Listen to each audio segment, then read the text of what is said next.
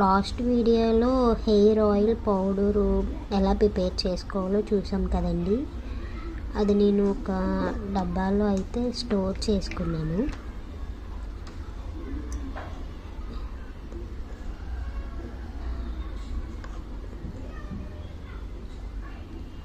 ఇప్పుడు ఈ పౌడరు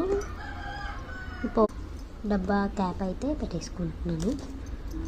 గాలి వెళ్ళకుండా. ఇక్కడ నేను ఒక గ్లాస్ ఆయిల్ అయితే తీసుకున్నాను. ఒక స్పూన్ పౌడర్కి ఒక గ్లాస్ ఆయిల్. మధ్యలో ఇలా మిక్స్ చేసుకుంటూ ఈ డబ్బాలోనే 3 days వదిలేయండి. 3 days తర్వాత ఆయిల్ ఎలా ఉంటుందో మనం చూద్దాం. 3 days తర్వాత ఆయిల్ ఎలా ఉందో చూద్దామండి. ఇప్పుడు నేను ఈ గాజు బాటిల్లో వేసుకుంటున్నాను.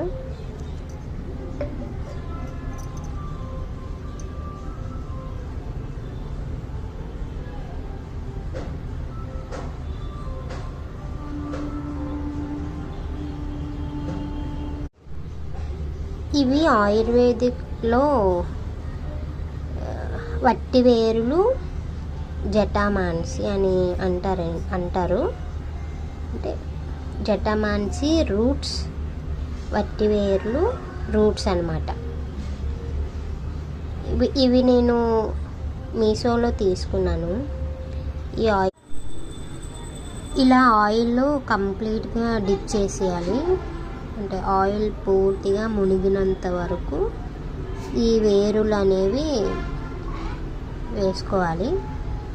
2 సేమ్ క్వాంటిటీ తీసుకున్నాను. నేను తీసుకొని ఆయిల్లో ఇలా డిప్ చేసి పెట్టుకున్నాను. ఆయిల్ బాటిల్ అయితే ఇలా సన్లైట్కి పెట్టుకున్నాను. ఇలా 5 days పెట్టుకుంటాను.